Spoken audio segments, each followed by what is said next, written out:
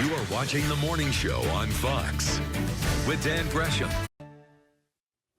7:24 now on a Tuesday edition of The Morning Show. Can I share a little insight, a little story with you real quick? About 29 years ago, when I came to work in December at this location, at this station, I met this woman who was already working here. Her name was Karen Hayes, and in fact, she was doing a reporter, and she also did the noon show. And she worked with us for many, many years, and things evolved and life went on. And it's interesting because this morning I get to talk to Karen Hayes Chapman as a whole different role this morning. She is now at the McFaddin-Ward house. We do go back a long way, don't we, Karen? We go back such a long way that these weren't around, and this technology is fascinating. I'm plugged in by my phone. It's so cool. I didn't even think about that. When you were reporting, it was just kind of at the mercy of the camera guy. It was. I think I came in right after film. I mean, tape was interesting. Yeah, I know. Well, it's so nice to have you with us this morning. Thank you. So tell me, what is your role now at the McFaddin-Ward house? Actually, I retired from KFDM a couple of years ago, and the first thing I did was volunteer at the McFaddin-Ward house because I've always thought it's just so cool, so historical, and so in the community. And it worked its way somehow just recently into public relations coordinator. So I get to be here every day, and they pay me a little money. I like that. I like that. And you still kind of get to dabble in what you know how to do.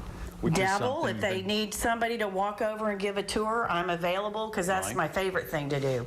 Yeah, it is. I like to pretend like I live here. Yeah, right. Yeah, it is. For those, we took Melissa yesterday, came with us for her first time to see the house, and I think she was pretty impressed. I always say it's such a treasure that so many people miss.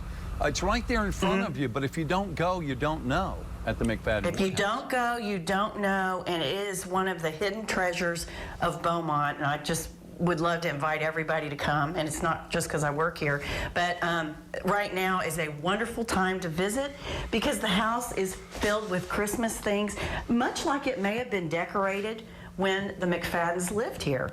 And Dan, I don't know if we talked about this yesterday, but I don't know if you knew, because I just found out last week, they really try to be historical about these Christmas decorations. We have diary entries, we have journals, we have cards, letters, things that the McFaddins and Mrs. Ward wrote through the years that kind of described what was going on in the house.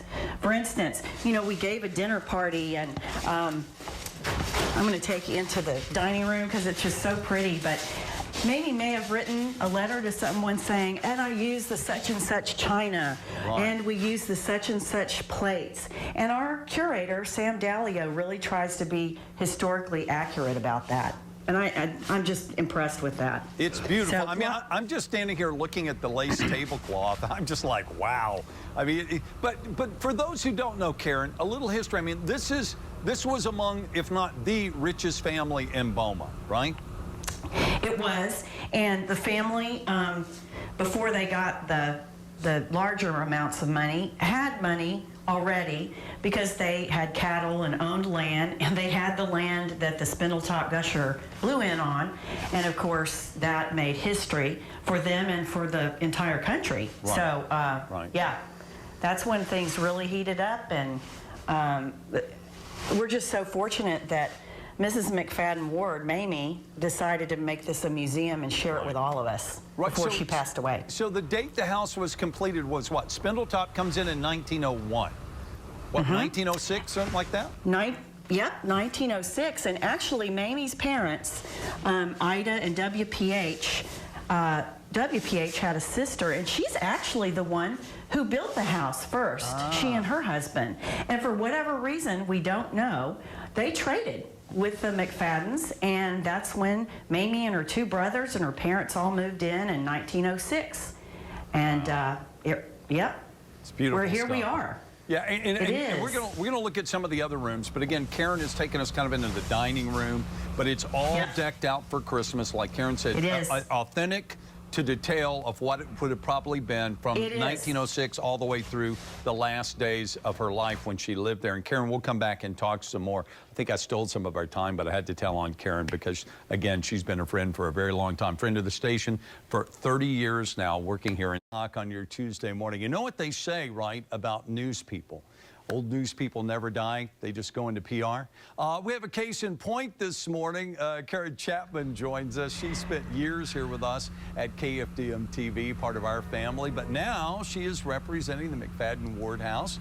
And we're delighted to have her with us this morning, joining us for the first time, as far as I know, doing a television piece for McFaddin-Ward.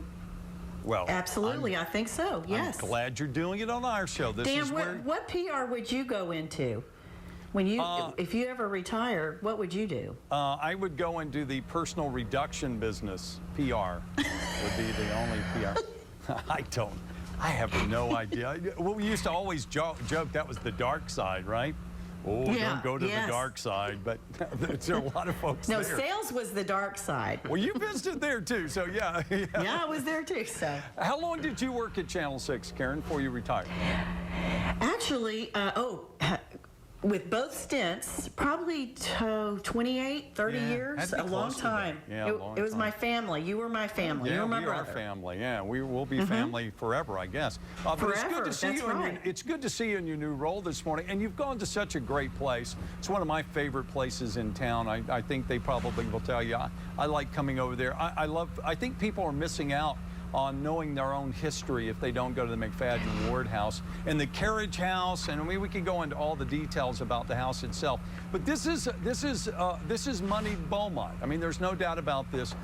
Yep. At the time that they lived in that, I would think it would be fair to say they were among the 1%, weren't they?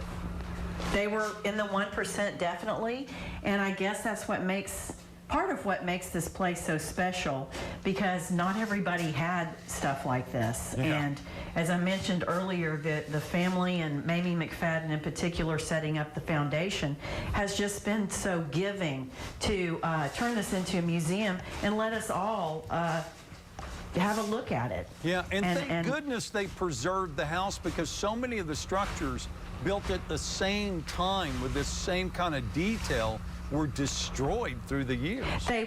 They were. Actually, you're right on, Dan, because apparently a lot of people were tearing their houses down for whatever reason. When they passed away, maybe their kids or heirs just went on their own way, but they were tearing them down.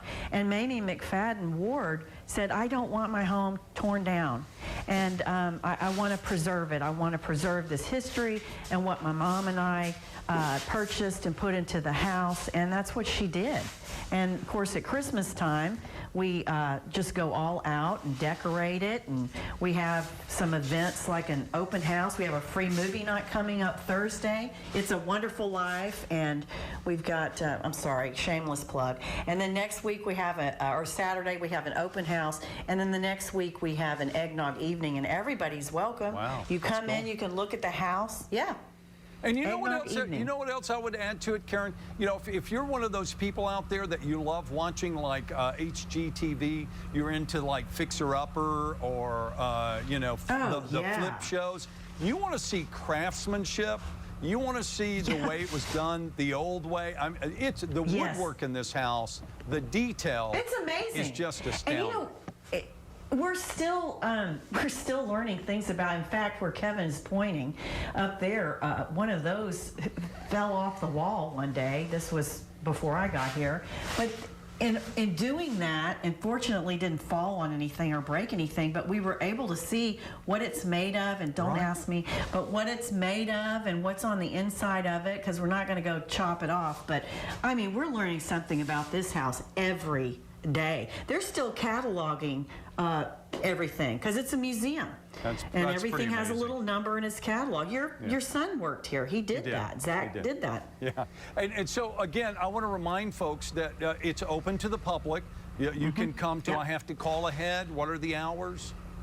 On these events, absolutely not. The free movie Thursday, doors open at 6, movie starts at 6:30. Okay. The open house this weekend is 1 to 4. The eggnog evening is 5 to 7. If you have questions, call 1906, because that's the year the house was built. I love or the fact finished. that it always helps me remember 1906, the Yeah. address, 1906, the Yeah. phone number, that sort of thing. That's Karen, it. it's always a pleasure. Love to see you.